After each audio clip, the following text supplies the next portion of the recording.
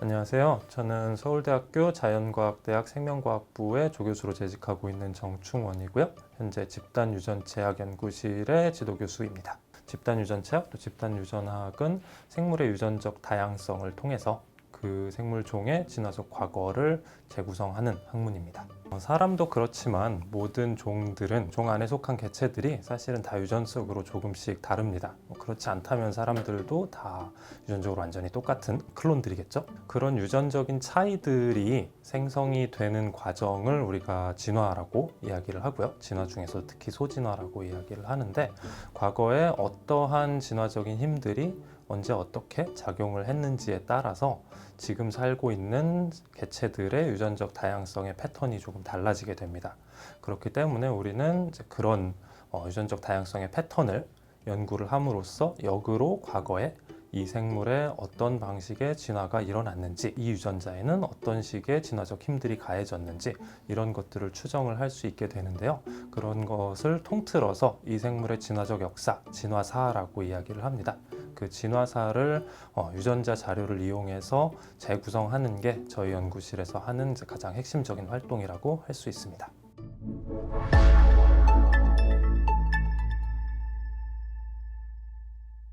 안녕하세요. 저는 서울대학교 생명과학부 집단유전체학연구실 석사과정 이돈영입니다. 박사과정 박미진입니다. 한 생물의 모든 유전 정보를 유전체라고 부릅니다. 저희 실험실에서는 유전체로부터 그 유전자 변이를 찾아내고 유전자 변이 패턴을 파악하여 생물의 진화를 연구하는 일을 하고 있습니다. 저희 연구실에서는 옛날 사람으로부터 나온 옛날 고 DNA, 진화 생태학적으로 중요한 특징을 지닌 생물들, 재밌는 특징을 가진 생물을 연구 대상으로 하고 있습니다. 제가 진행 중인 프로젝트는 우리나라의 무덤이나 고분에서 나온 유골의 DNA로부터 그들의 친족 관계를 파악하는 일을 하고 있습니다. 저는 북극권에 살고 있는 대형 초식 동물인 사양소를 주제로 연구를 하고 있습니다. 사양소는 이제 그 사양이라고 하는 향이 나온다고 해서 붙여진 이름인데요. 사양소가 실제로는 양이나 염소와 가까운 종이라고 알려져 있습니다. 크기나 이런 걸 봤을 때는 소에 좀 더 가까운 그런 느낌을 받을 수 있겠지만, 유전체를 통해서 어떤 균형 관계를 밝힐 수도 있고, 저희 이제 연구실이 집단 유전체학 연구실이기 때문에 이제 그들의 어떤 집단, 특히 그린란드나 아니면은 이제 캐나다 북부에 있는 집단들의 어떤 차이점이나 아니면 공통점들을 파악하려고 하는 중입니다. 저는 일단 어릴 때 공룡에 관심이 많아서 진화를 갖게 됐는데, 공룡을 연구하려면 화석을 연구해야 되는데 저는 그런 지질학적인 것보다는 생물학적인 게 궁금했고, 옛날 동물을 연구하는데 옛날 DNA를 사용하면 더 많은 정보를 얻을 수 있어서 그 점의 매력을 느껴 이 연구실로 오게 되었습니다.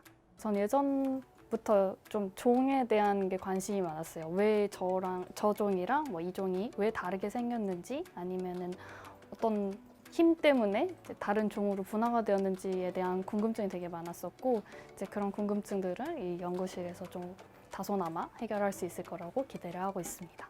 일단 교수님께서 굉장히 다양한 저널에 좋은 논문들 많이 내셨다는 점인 것 같아요. 그게 장점이라고 볼 수도 있을 것 같습니다.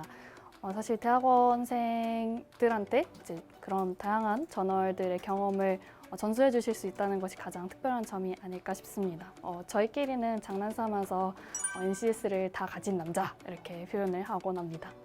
우선 저희 연구실이 시작된 지 얼마 되지 않아서 전설까지는 좀 어려울 것 같고, 아까 이제 저희 교수님 자랑에서 잠깐 말씀을 드렸다시피 이제 굉장히 좋은 저널에 많이 논문을 내신 분이기 때문에 한 번은 이제 한 주가 다 가지 않았는데 또 아주 좋은 논문에 기재가 되었다고 해서 굉장히 또 놀랐던 적이 있습니다. 저희도 앞으로 또 그런 전설적인 연구를 할 수 있도록 노력을 해야겠죠? 안녕하세요. 저는 생명과학부 서울대학교 다시 할게요. 어려워. 다시 할게요. 이거 너무 어려워. 한번 보고. 애들이 순장된 죄송합니다. 아니요, 네. 어려워. 저는 이제 인류유전학 분야를 시작으로 해서 계속 연구를 했기 때문에 지금까지 계속 가장 많이 연구를 해온 종은 사람이고요. 특히나 이제 세계 각지에 살고 있는 사람의 유전자 변이들을 유전체 수준에서 분석을 해서 이 민족이 다른 민족들과 어떤 관계가 있는지, 이 민족의 과거의 역사는 어떻게 되는지 뭐 이런 것들을 연구를 하고 있고요. 지금 살고 있는 사람들뿐만 아니라 과거에 살았던 사람들의 뼈에서도 DNA를 뽑아서 이 사람들의 유전체를 재구성할 수 있거든요. 이제 그런 걸 고고유전학, 고유전체학 이렇게 이야기를 하는데, 이제 그런 작업을 통해서 과거에 살았던 우리가 역사책에서 들어봤던 뭐 다양한 이름을 가진 이제 지금은 사라져버린 민족들의 역사를 연구를 하고, 인구의 이동과 혼합을 연구를 하고, 또 오랜 세월에 걸쳐서 지역적인 환경에 대해서 사람들이 축적을 하게 된 자연 선택의 영향 같은 것들을 연구를 하고 있습니다. 그리고 최근에는 사람뿐만이 아니라 좀 사람과는 다른 이제 종들에 대해서도 이제 똑같은 방식의 연구를 좀 많이 진행을 하려고 하고 있고요. 소나 양, 말 같은 이제 우리 가까운 가축들, 특히 이제 대역 발굽동물의 역사에 대해서도 좀 연구를 많이 하고 있고, 소나무 재선충이라고 이제 우리한테 살림에 많이 피해를 주는 종이죠.